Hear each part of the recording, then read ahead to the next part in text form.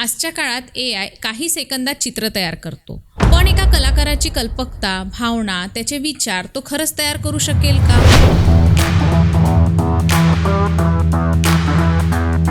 मग चित्रकलेचं नेमकं भविष्य काय? पण तुमच्या मनात जसं चित्र होतं तसं बिलकुल येणार नाही. कृत्रिमच आहे ते, की तुम्ही सपोर्टेड म्हणून का यूज करत नाही. मग तुम्ही 4दा प्रयत्न केला, 5दा प्रयत्न केला, 10दा प्रयत्न करा, तुम्हाला पाहिजे असलेलं तसं येणार नाही. त्या व्यवसायात तुम्ही तुमचा काहीतरी व्यवसाय शोधायला पाहिजे.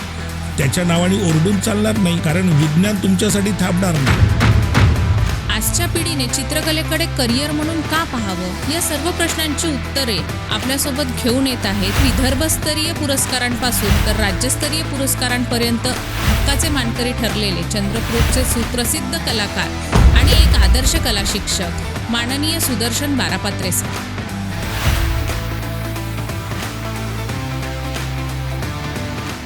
चित्रकलेची आवड मुळात निर्माण कशी झाली सर? चित्रकलेची आवडचा जर विचार केला तर माझ्या परिवारात, माझ्या घरीच हे सगळं वातावरण होतंच.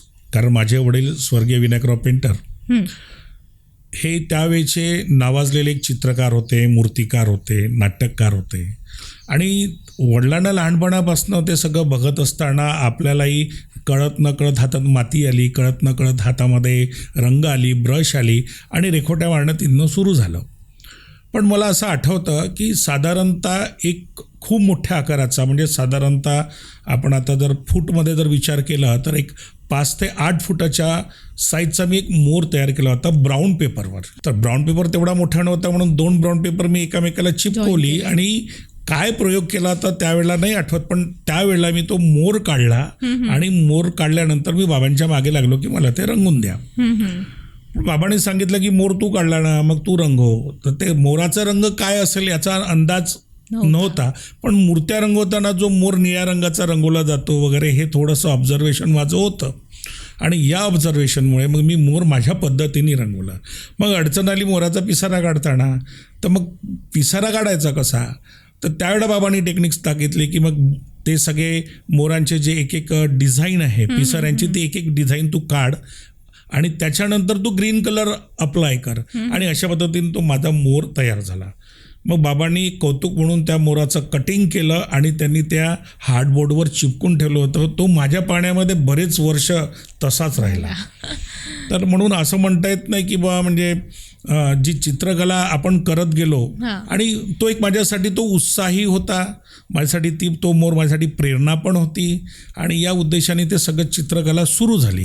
म्हणजे एकंदरीत पहिलं चित्र तुमचं ते मोराचं तुम्ही विचार पण नाही केलेला आणि तुम्हाला मोर कसा असतो हे सुद्धा न माहीत असताना तुम्ही ते रेखाटलं आणि त्यावर सुंदर, आणि तीच प्रेरणा तुमच्या आयुष्यात पुढे चालत आहे ती. खूप छान सर.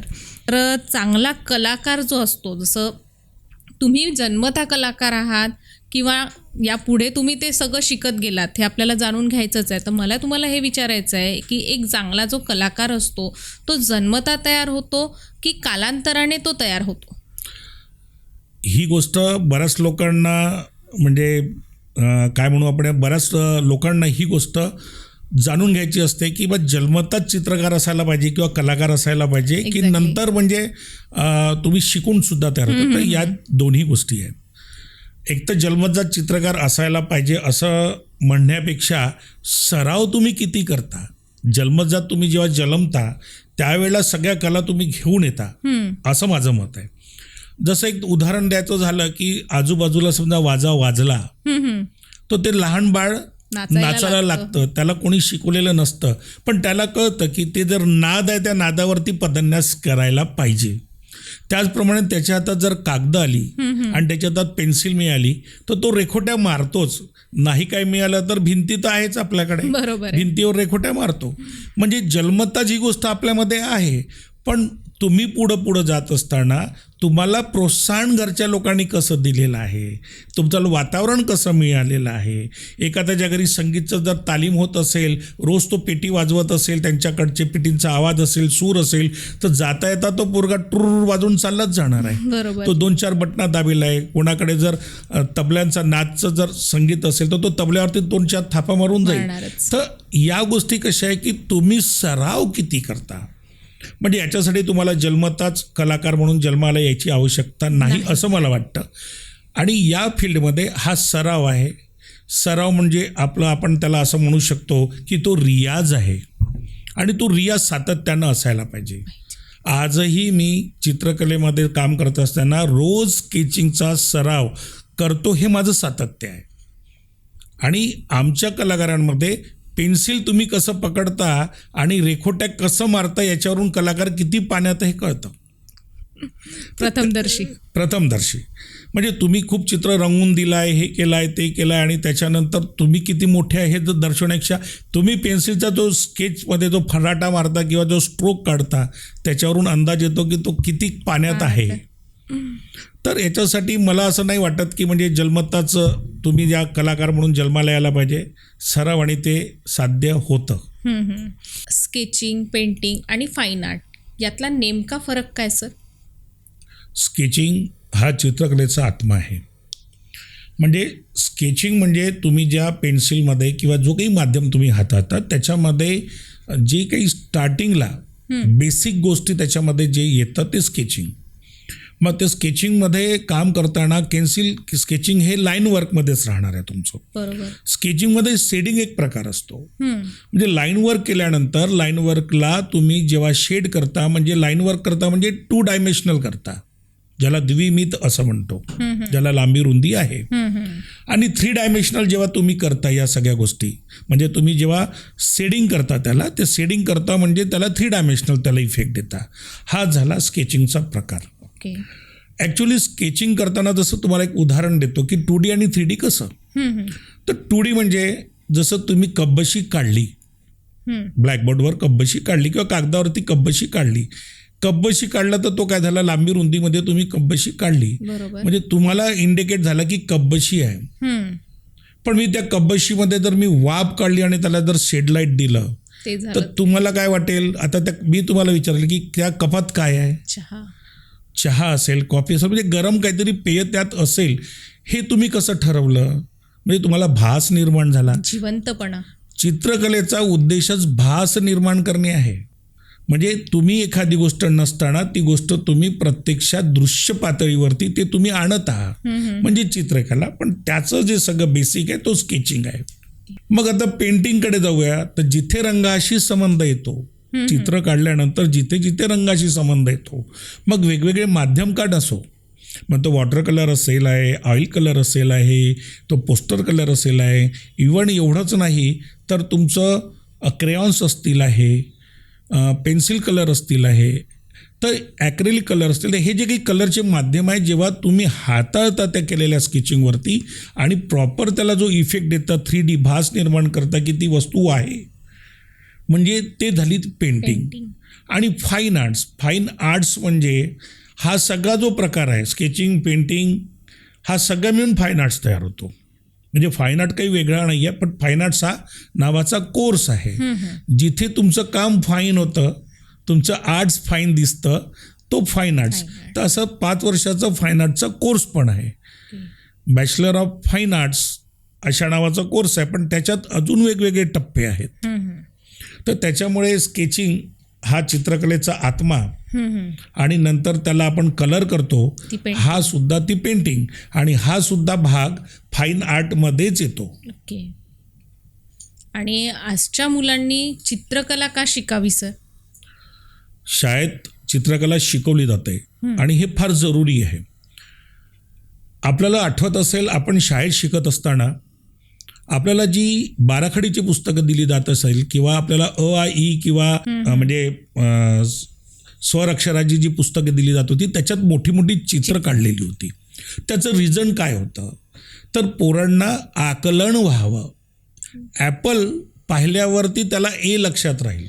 एमुळे ॲपल लक्षात नव्हता.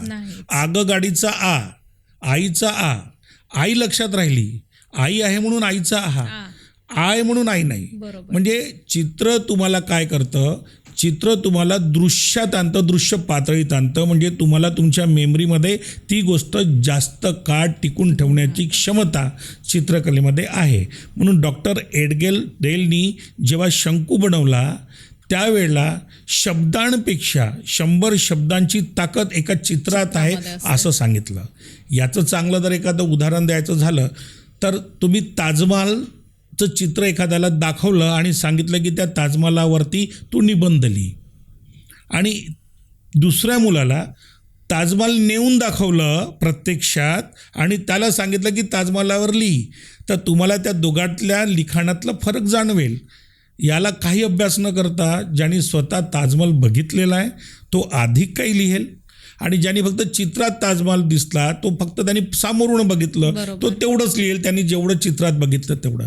याचाच अर्थ की चित्रकलेमुळे तुमची आकलन क्षमता ही वाढते, हे मी म्हणत नाही, हे सायन्स म्हणतो. आणि म्हणून चित्रकला विद्यार्थ्यांनी शिकायला पाहिजे. चित्रकला शिकल्याने शाळेमध्ये बरेचसे पालक लोक असं म्हणतात की चित्रकला शिकून काय पोराला काय पेंटर बनवायचं आहे, त्यांच्या डोक्यात तेवढंच आहे. पण चित्रकला शिकून त्याचा उद्देश असा आहे की पोरांना एकाग्रता यावी. ओके. चित्र काढताना जशी तुम्ही एकाग्रता आणता तसं तुम्ही बाकीच्या अभ्यासातही तुम्हाला एकाग्रता यावं म्हणून ती चित्रकला तुम्हाला शिकवली जाते. एरवी तुम्ही सायन्समध्ये जे डायग्राम्स काढता, तुमचं चित्रकला चांगली असेल तर सायन्सच्या डायग्राम्स प्रॉपर येतील आहे, त्याचं तुम्हाला लेबलिंग प्रॉपर करता येतील आहे आणि मार्क्ससुद्धा तुम्हाला चांगले मिळतील आहे, आणि त्याच्यावरूनही तुम्हाला अभ्यास करता येईल आहे. त्याच्यानंतर तुमचं भूगोलाचं झालं, म्हणजे जागृतीचं झालं, म्हणजे जे काही आकृती आहे ते तुम्हाला व्यवस्थित, वर्ग सजावट असेल तुमचं, तिथे तुम्हाला तुमच्या पद्धतीने काम करता येईल आहे, तुमची क्रिएटिव्हिटी तिथे यूज होतील आहे. पोरांची क्रिएटिव्हिटीला चाबी भरायचं काम चित्रकला करते, असं माझं ठाम मत आहे. अगदी बरोबर सर. तर जसं तुम्ही आत्ता बोललात की पॅरेंट्सचं एकंदरीत मत असतं की चित्रकला करून तो पेंटर होणार आहे का. तर आत्ता जी आपण चंद्रपूर आहे, आपलं मेट्रो सिटी नाही आहे, तर आपल्या चंद्रपूरमध्ये जे चित्रकलेची सध्याची स्थिती काय आहे सर? चंद्रपूरला चित्रकलेची स्थिती खूप चांगली आणि खूप वाईट असं पण म्हणता येत नाही. म्हणजे ग्राफिंग नाही तुम्हाला करता येणार आहे. ओके. इथे अवेअरनेसचा प्रॉब्लेम आहे. म्हणजे जिथे जर एखाद्या शाळेमध्ये जर चांगल्या पद्धतीने चित्रकला शिकवत असेल तर त्या पालकांना समजून सांगण्याचं कामसुद्धा शिक्षकांना करावं लागतं. त्याच्यामध्ये असं जरुरी नाही की प्रत्येकच तुम्हाला त्या आवडीने तुम्हाला तो सतत मदत करेल, विद्यार्थ्यांसाठी मदत करेल. विद्यार्थी काम करतात, त्यांना आवडतं, पण घरच्या लोकांना नाही आवडत, मग त्याला ते लपून चोरून करावं लागतं.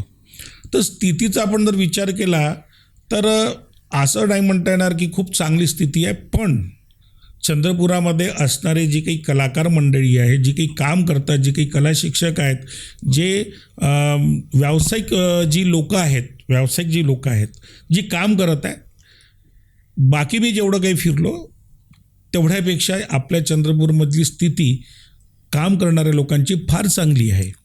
सुज्ञ लोक आहेत, तज्ज्ञ लोक आहेत आणि त्या पद्धतीने ती सगळी कामं करतात. पण मूळ कसं आहे की लहानपणापासून, बालवयापासून जे काही प्रोत्साहन द्यायला पाहिजे, मी वारंवार ते शब्द वापरतो आहे, प्रोत्साहन द्यायला पाहिजे, तो प्रोत्साहन फारसा मिळत नाही. शाळेमध्ये पण अडचण अशी होते बरंचदा की चित्रकलेमध्ये जर एखादी चांगला असेल तर त्याला टोकणारे पण शिक्षकच असतात. इतर जसं एखादा एलिमेंटरी इंटरमिजिएटच्या परीक्षेला बसला, तो क्लास अटेंड करत असेल, हे करत असेल, तर त्याला सरळ म्हणतात की हे करून तू काही भविष्यात काही तू बनणार आहेस का, काही होणार आहे का. आता त्यांनी त्याच्या आपल्या विषयापर्यंत फक्त डोकं लावलं, त्यांनी ब्रॉड विचार केलाच नाही की पुढं त्याचा काय बेनिफिट होईल किंवा तो पुढं जाईल. आणि त्याच्यामुळे पण असं आहे, पालक लोकांना पण सांगताना तसं सांगितलं जाते, त्याच्यामुळे पालकांची काही चुकी नाही आहे, पालकांना तो अवेअरनेस नाही आहे. सगळ्यांनी जर या गोष्टींना सपोर्ट केला तर मला वाटतं ते अधिक चांगल्या पद्धतीने लोकांपर्यंत जाईल. पण आत्ताच्या काळामध्ये इतक्यातल्या एक 5-7 वर्षामध्ये पाहतो आहे, कुठे जर ड्रॉइंग कॉम्पिटिशन असेल, कुठे म्हणजे कलेचा कुठलाही कॉम्पिटिशन जर असेल, नाट्य, नृत्य, गायन, वादन, तर पॅरेंट्स स्वतः नेतात, पोरांना घेऊन जातात, स्वतः उपस्थित राहतात, त्यांचं पूर्ण एक्झिबिशन, त्याचं वर्क होतपर्यंत तिथे थांबतात, त्यांना काय नको, काय हवं ते बघतात. तर त्याच्यामुळे मला वाटतं की येणारी परिस्थिती पुढे फार चांगली आहे. गव्हर्नमेंटनी पण यावर्षीपासून 3ऱ्या वर्गापासून चित्रकला कंपल्सरी केलेली आहे. मध्ये सगळं ते चित्रकला आणि गेम टीचर गायब झाले होते. आता परत ते कदाचित येतील, अपॉर्च्युनिटी मिळेल, विद्यार्थ्यांना पण अपॉर्च्युनिटी मिळेल आणि विद्यार्थी निश्चितच चंद्रपूरचं नाव मोठं करेल. नक्कीच सर. तर आता आपण सांगितलेलं त्या पद्धतीने की तुम्ही एक शिक्षक आहात, तर असा काही प्रसंग आला आहे का सर की एखादा विद्यार्थी आहे, त्याला कलेची आवड आहे, पण त्याला जसं तुम्ही टोकणं आहे किंवा घरच्यांनी त्याला हे केलं, तर अशा वेळेला तुम्हाला तिथे काउन्सिलिंग करावी लागली, तर असं काही प्रसंग तुम्हाला उदाहरणासहित सांगता आला तर फार चांगलं राहील. भरपूर प्रसंग आहेत. कारण शिक्षक म्हणून जेव्हा वावरतो त्यावेळेला मुलांमध्ये पोटेन्शियल असते, मुलगा तिथपर्यंत जातं, पण घरच्या लोकांना अवेअरनेस नसल्यामुळे त्यांना वाटतं की ड्रॉइंग करून काय करणार आहे, एलिमेंटरीच्या परीक्षेला बसून 2 परीक्षा देऊन तू काय करशील, काय मोठं होणार आहे, भविष्यात 2 पेंटर व्हायचं आहे का, माझ्या बोलाल तर मला डॉक्टर करायचं आहे. तर मग अशा वेळी मी त्यांची वेळ घेऊन त्यांच्या घरी गेलो आहे, असं बरंचदा झालेलं आहे. वेळ घेऊन घरी गेल्यानंतर त्या पालकांशी भेटून पहिल्यांदा ते पालक तर तुम्हाला दुजोरा देतच नाही. सगळ्यात पहिल्यांदी गोष्ट अशी असते, त्यांना वाटतं की काहीतरी हे फक्त ड्रॉइंगवर सांगत आहे. मग 1-2दा 3दा असं त्यांच्या घरी थोडंसं फ्रेंडली होऊन जेव्हा जायला लागतो तेव्हा समजून सांगितलं जातं की नाही, तुम्ही चित्रकला म्हणता तर आपण चित्रकलेचाच विचार करू नका. मान्य आहे तुम्हाला डॉक्टर बनवायचं आहे, इंजिनियर बनवायचं आहे, डेफिनेटली बनवा. पण डॉक्टर बनताना फर्स्ट इयरमध्ये तुम्ही MBBSला गेलात आणि फर्स्ट इयरमध्ये त्याच्यासाठी तुम्हाला सायन्स घ्यावं लागेल आणि सायन्स घेताना सुद्धा डायग्राम आलं. बरोबर. त्याच्यानंतर तुम्ही तो फर्स्ट इयरला झाला MBBSच्या फर्स्ट इयरला, त्याच्यामध्ये सुद्धा तुम्हाला डायग्राम आलं आणि 80% मार्क डायग्रामवर आहे, लेबलिंगवर आहे. मग त्याला ब्लड वेन्स आहे, त्याला बोन्स आहे, त्याच्यानंतरचे मसल्स आहे, हे सगळे ड्रॉ करावं लागतील, ऑर्गन्स ड्रॉ करावं लागतील आणि हे त्याला जर त्यावेळेला नाही आलं तर कसं? मग ते कुठेतरी कन्व्हिंट होतात, त्यांच्या बाजूने तुम्ही जेव्हा बोलता तेव्हा ते कन्व्हिंट होतात आणि मग ते हळूहळू तुम्हाला सपोर्ट करायला लागतात आणि असं लक्षात येतं की तो विद्यार्थी चित्रकलेमध्ये स्टेट लेवल, नॅशनल लेवलपर्यंत जातो. कारण मी माझ्या शाळेच्या मुलांनासुद्धा CCRT सेंट्रल कल्चरल अँड रिसोर्सच्या कॉम्पिटिशनला जी गुरु शिष्य स्कॉलरशिप असते तिथेपर्यंत बसवलेलं आहे आणि पोरं सिलेक्ट होतात, जातात. मग तेव्हा वाटतं की नाही, आपला वर्ग होतकरू आहे, काहीतरी करताय आणि मग पॅरेंट्स त्याच्या पाठीशी उभे राहतात आणि मग तिच्याकडनं दुजोरा येते, सर असं काही परत राहिलं तर सांगा, आम्ही आहोत. खरी थाप. तर असा अनुभव भरपूर आहेत. तर हे अनुभव सर मग आपले जे ग्रामीण भागातले विद्यार्थी आहेत की त्यांच्यामध्ये सुद्धा बरेचदा स्किल असतात. आपल्या शहरांमध्ये क्लासेस आहेत किंवा इतर काही गोष्टी असतात, पण ग्रामीण भागात हे सगळं नसतं. पण त्या विद्यार्थ्यामध्ये जर स्किल असेल तर मग त्याने काय करावं तशा वेळेला? इथे खरी अडचण अशी आहे की त्याची परिस्थिती जर झेपणारी नसेल किंवा त्याच्या शाळेमध्ये अशा पद्धतीने जर गायडन्स करणारा कोणी टीचर्स नसेल तर निश्चितच त्याला अडचण येणारच आहे. मग तो कुठेतरी प्रकर्षाने त्याच्यामध्ये असलेला टॅलेंट तो कुठे ना कुठे रेगोट्या मारेल, कुठे ना कुठे काही ना काही करेल, कुठेतरी तो वरफाडेल, असं त्याचं ते सगळं चालू असतं. पण मला वाटतं त्याला जर एखाद्याने जर सपोर्ट दिलं किंवा त्याची पाठठोपटणी केली तर तो शहरापर्यंत पोचला. म्हणजे खेड्यांवरती होत नाही अशातला भाग नाही, पण त्याच्या शाळेतल्या जर गुरुजींनी समजा जर थोडंसं लक्ष घातलं, म्हणजे आई वडील आणि शिक्षक हा असा दुवा आहे की विद्यार्थ्याला त्या वयामध्ये ग्रोथ करतो तो माणूस. म्हणजे आई वडील हे पहिले दुसरे गुरु आणि हा तिसरा गुरु शिक्षकच असतो. त्याच्यामुळे त्याला कुठेतरी चाबी भरणारा, ते गाणं आहे ना की जितना चाबी भरो उतना चले खिलोना, तो त्याला चाबी भरणारा कोणीतरी पाहिजे असते. मेकॅनिझम ऑलरेडी रेडी आहे. तर त्याच्यामुळे त्या पोराची अडचण तर येऊ शकते, पण जर तो कोणाच्या अशा संपर्कात आला तर त्याची प्रगती थांबणार नाही. त्याच्यात पोटेन्शियल आहे. अशी कितीतरी उदाहरण आहे. म्हणजे जे नॅशनल लेवलला गेलेले जे आर्टिस्ट आहे ते आर्टिस्ट, म्हणजे आता मी नाव घेणार नाही कोणाचं, पण जी वरवंटे बनवणारे, दगडांची काम करणाऱ्या मंडळीमध्ये एक मुलगा असं काहीतरी रेखोट्या मारतो आणि ते काम त्याच्या गुरुजींनी बघितलेलं असते. त्याच्यामुळे त्याला ते रंगकांड्या आणि कागद आणून देतो, तू असं तसं करण्यापेक्षा त्याच्यावर कर. आणि तिथून तो जेजेपर्यंत प्रवास करतो. जेजेला जायला त्याच्याजवळ पैसा नसतो आणि तिथे तो गेल्यानंतर, तिथे तो प्रवास केल्यानंतर तिथे तो टिकतो आणि आज नॅशनल लेवलपर्यंत पोचतो. म्हणजे त्याचं एक्झिबिशन जहागीरमध्ये होतं आणि आज त्याच्या पेंटिंग्स लाखो करोडो रुपयाला विकल्या जातात आणि त्याचं माध्यम काय आहे? एक ड्रॉइंग शीट, पण ती असेल उंच वर्गाचीच, आणि पेस्टल, ऑइल पेस्टल, त्याच्यात तो काम करतो. कमी इन्व्हेस्टमेंटमध्ये. म्हणजे तुम्हाला आश्चर्य वाटेल की बा हे पण विकलं जातं का? तर चित्रकलेच्या या पेंटिंगच्या माध्यमामध्ये माध्यमाला इम्पॉर्टंट नाही, तुमच्या कलाकृतीला इम्पॉर्टंट आहे. तुमच्या जे फायनल तुमचं जे काय म्हणू आपण वर्क तयार होतं त्याला इम्पॉर्टंट आहे.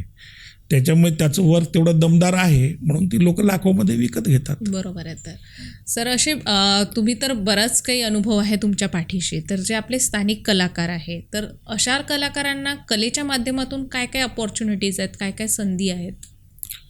स्थानिक कलाकारांनी कुठल्या गोष्टीकडे लक्ष द्यायला पाहिजे हे त्यांना कळायला पाहिजे. सगळ्यात पहिल्यांदा बऱ्याचशा एक्झिबिशन्स असतात बऱ्याच ठिकाणी, पण त्यांना ते कनेक्ट टू, आता तर आपल्याकडे मोबाईल आल्यामुळे बऱ्याच अपॉर्च्युनिटी आपल्यापर्यंत आल्या.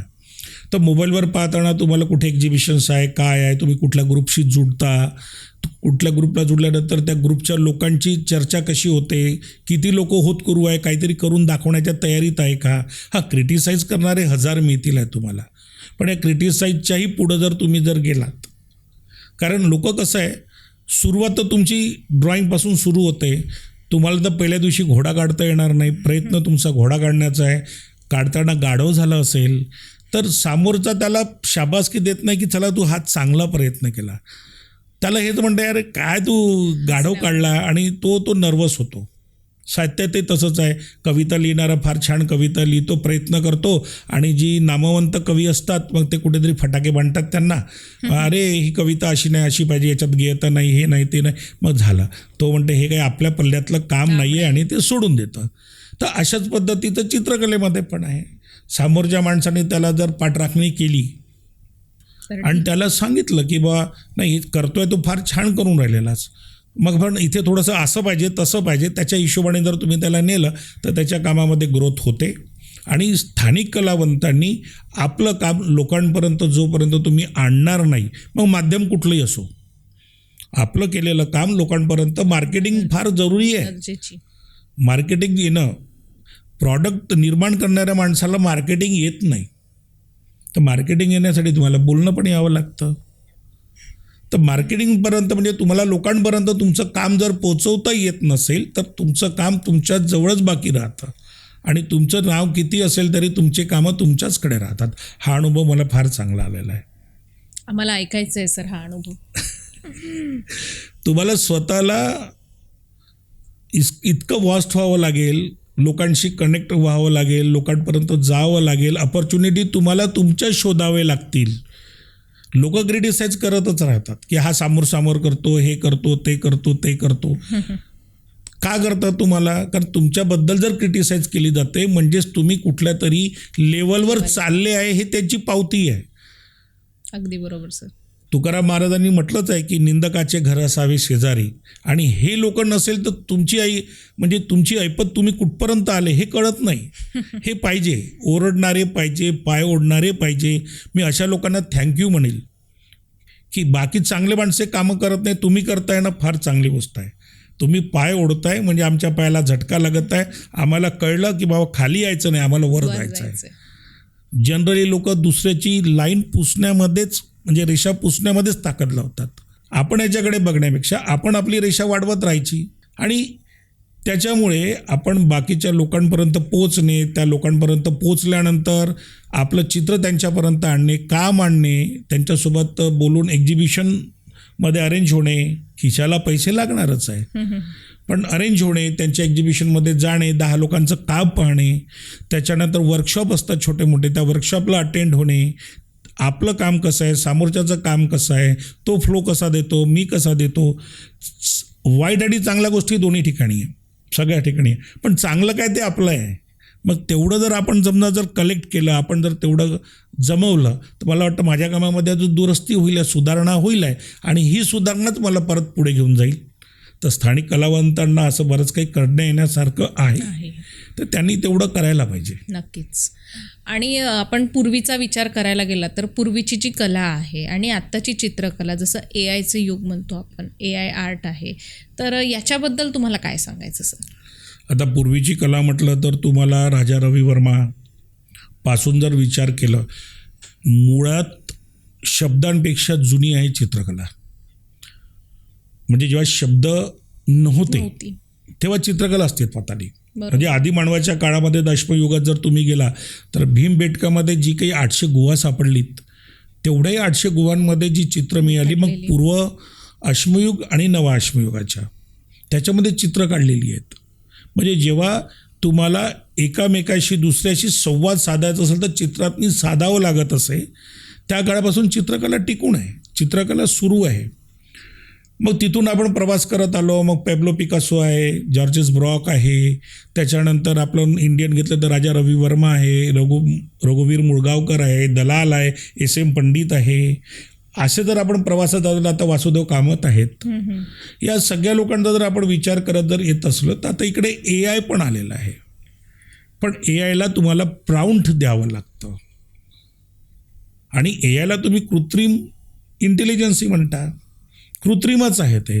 तुम्ही जे प्राउंड द्याल त्याच्याकडे जे काही जमा असलेलं चित्र आहे तो त्याच्यातच काहीतरी जुगाड जंतर करून तो तुम्हाला देईल. पण तुमच्या मनात जसं चित्र होतं तसं बिलकुल येणार नाही. मग तुम्ही 4दा प्रयत्न केला, 5दा प्रयत्न केला, 10दा प्रयत्न करा, तुम्हाला पाहिजे असलेलं तसं येणार नाही आहे. त्याला जे पटतं त्याच्याकडे जे त्याच्या रकाण्यामध्ये जे जमा आहे तोच तुम्हाला AI इंटेलिजन्सी देईल. मग या AI इंटेलिजन्सीला मला असं वाटतं की तुम्ही सपोर्टेड म्हणून का यूज करत नाही. कलाकार तर संपायला नको आहे. नवीन टेक्नॉलॉजी आली म्हणजे तुम्ही संपले असं नाही. बऱ्याच चित्रकारांचा सध्या घोळ चालू आहे की नवीन टेक्नॉलॉजी आली म्हणजे सगळं संपलं. मला सांगा, ज्या वेळेला फोटोग्राफी आली होती तर लोकांना वाटत आता चित्रकला संपली, पण तसं काही झालं नाही. फोटोग्राफी नावाची एक वेगळी व्यवस्था तयार झाली. बरोबर. तुम्हाला डिटेल्स मिळाले, फोटोग्राफचं तुम्हाला रेफरन्स मिळालं. जे काम तुम्ही ऑन द स्पॉट जाऊन करू शकत नव्हते त्याचं फोटोग्राफ घेऊन तुम्ही स्टुडिओमध्ये वर्क करू शकता. म्हणजे तुम्ही काय केलं, त्या फोटोग्राफीला तुम्ही तुमच्या कामासाठी वापर केलेला. तर मग AIला पण तुम्ही तशा पद्धतीने वापरता येईल ना. AIला तुम्ही जर म्हटलं की ना AI सगळंच करते मग AIला करते, अरे AI आहे, टेक्नॉलॉजी आहे, त्याचं युटिलायझेशन करायला पाहिजे. बॅनर तुम्ही करत होते, पेंटर्स लोक पहिले दिवाळी आली काही आली की मोठे मोठे बॅनर्स करायचे. बॅनरची जागा फ्लेक्सनी घेतली. फ्लेक्सनी आता फ्लेक्सवर करतात मोठे मोठे कामं. मग त्याही चित्रकारांनी त्याही लोकांनी दुसरं काहीतरी काम केलं. म्हणजे तुम्हाला त्या व्यवसायात तुम्ही तुमचा काहीतरी व्यवसाय शोधायला पाहिजे. त्याच्या नावाने ओरडून चालणार नाही, कारण विज्ञान तुमच्यासाठी थांबणार नाही, AI तुमच्यासाठी थांबणार नाही. तुम्ही किती ओरड करा ना, AI वॉस्ट होत जाईल.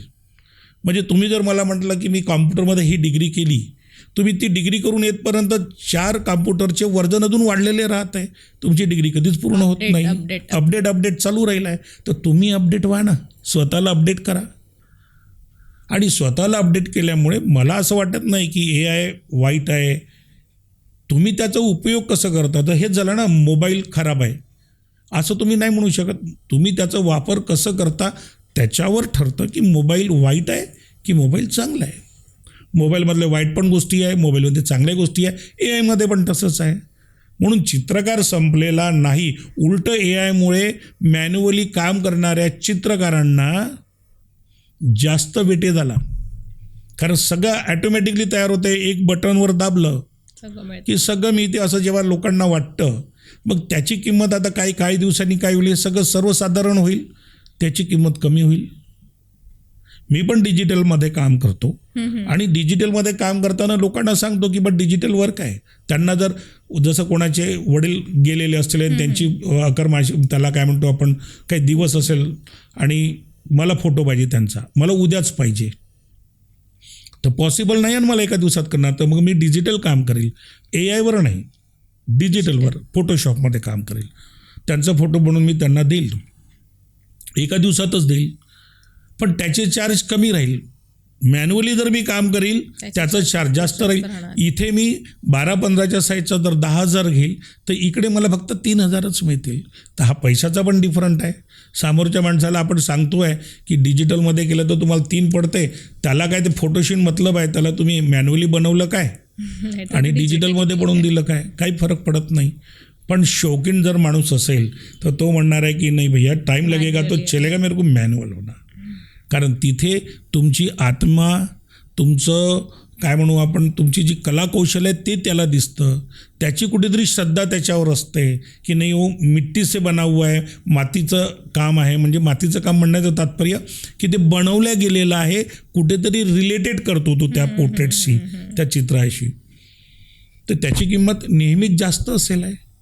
आणि AI आणि जे काही डिजिटलमध्ये काम करतं त्याची तुम्हाला कमीच मिळेल. काही दिवसांनी ते सगळेजण तेच करायला लागलेत. तर मला असं वाटत नाही की AI चुकीचं आहे किंवा त्याच्यामुळे चित्रकारांचं, कलाकारांचं वेटेज गेलं. तुम्ही त्याला रेफरन्स म्हणून यूज करू शकता. बरोबर.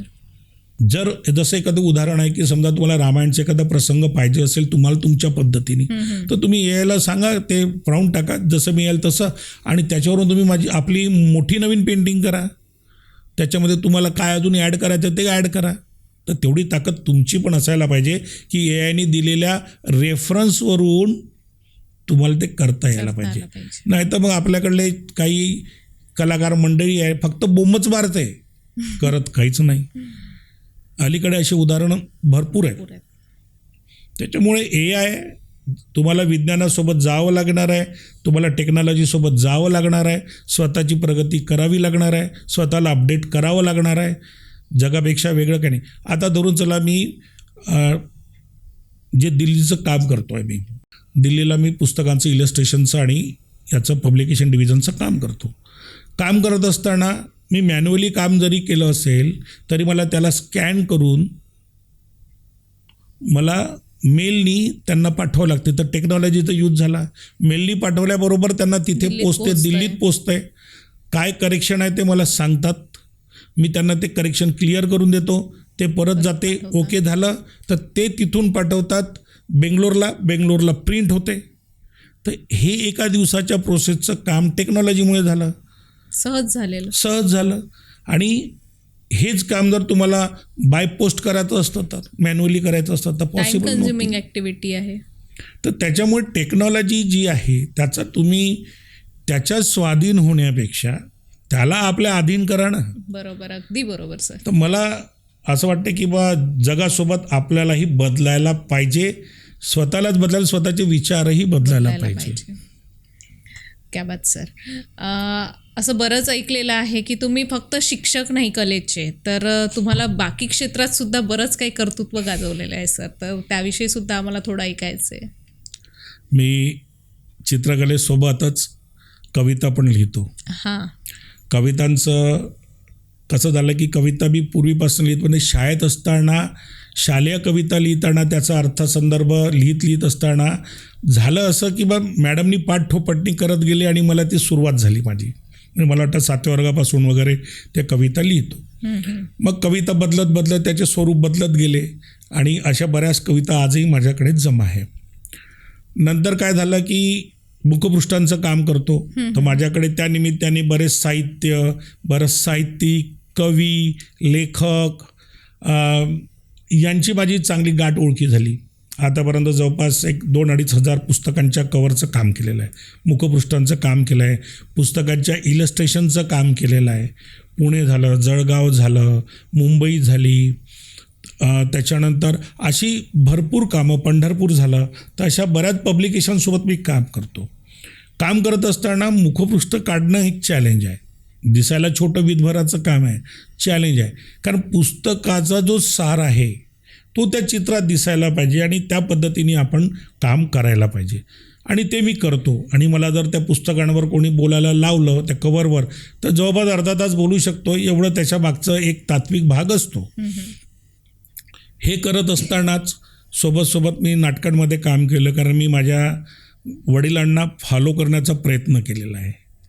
तर वडील त्या काळामध्ये नाटकांमध्ये काम करायचे, पडदे रंगवायचे नाटकांचे, प्रवेश आहे, त्याच्यानंतर तुमचं ड्रॉप पडदा आहे. तर हे सगळं मी पाहिलेलं माझ्या घरी. मी पण बाबांसोबत करण्याचा प्रयत्न केलेला आहे. आणि हे सगळं करत असताना मलाही वाटलं की नाही आपणही नाटकांमध्ये काम करून पाहायचं. तर जिवंत मरण, सुनील देशपांडेंच्या नाटकांमध्ये काम केलं आणि मेन रोल होता. तर या मेन रोल काम करताना जे चॅलेंजिंग होतं ते सगळं तेवढं काम केलं, लोकांनी ॲप्रिशिएट केले, बरेचसे प्रयोग झाले त्याचे.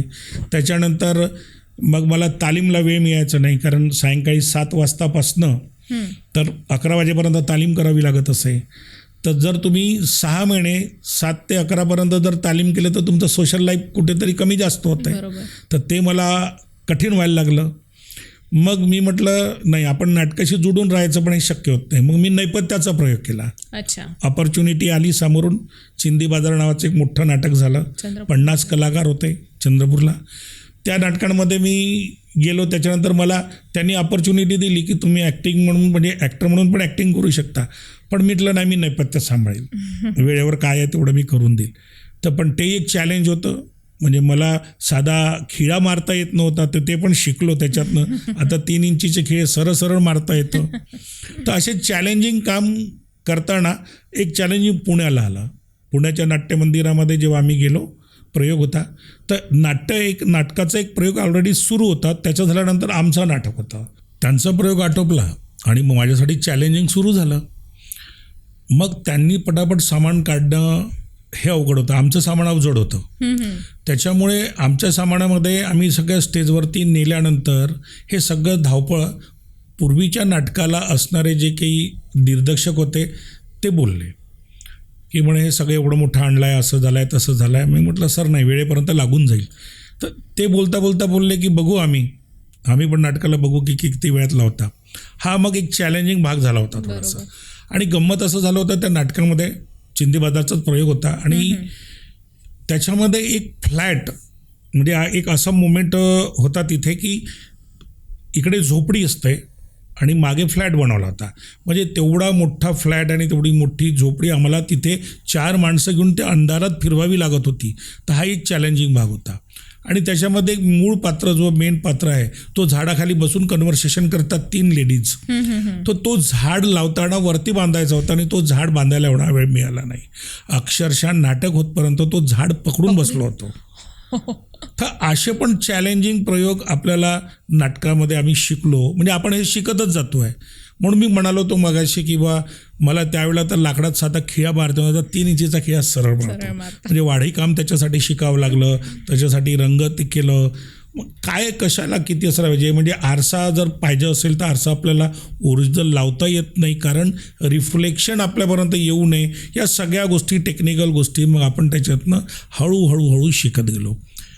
हे नैपथ्याचा प्रयोग करताना जेव्हा मी जिवंत मरणमध्ये मी जे काम केलं होतं, पण जिवंत मरणाचं काम आटोपलं. म्हणजे जरी मी नायक होतो, नायकाचं काम आटोपल्यानंतर नाटक संपल्यानंतर मी नैपथ्यच्या मंडळींसोबत जे काम करायचो त्याचा अनुभव माझ्या पाठीशी आला. म्हणजे कुठला अनुभव कुठे कधी पाठीशी येईल याची गॅरंटी नाही. आणि मग तेव्हा ते धावपळ लक्षात घेऊन ते सगळं काम निपटवलं. म्हणजे अशा पद्धतीचा नैपथ्याचा प्रयोग केला. आम्ही गोव्याला गेलो. गोव्याला गेल्यानंतर 50 लोक होती नाटकांमध्ये काम करणारी पात्र 50.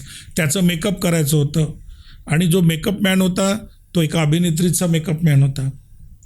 त्याला मुख्य त्यांनी सगळे रंगवले, पण तिथला तो मार खाणारा व्यक्ती आहे, तो फुटलेला आहे.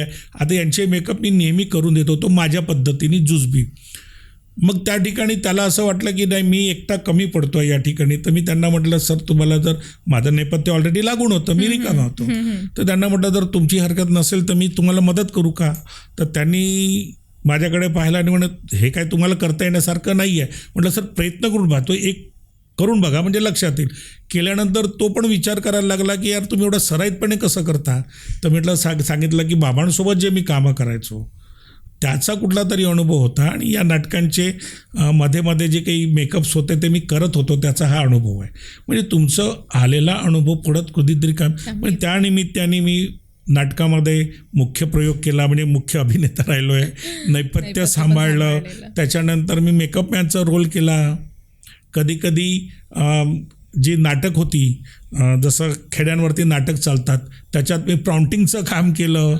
तर म्हणजे या सगळ्या गोष्टी या गोष्टी आपल्याला शिकायला मिळाल्या आणि केवळ हौस होती, जिद्द होती, म्हणून हे सगळं जमलं. म्हणजे याच्या अगोदर मी मूर्ती पण बनवायचो बाबांसोबत, पण कालांतराने मी मूर्त्या बनवणं सोडल्या.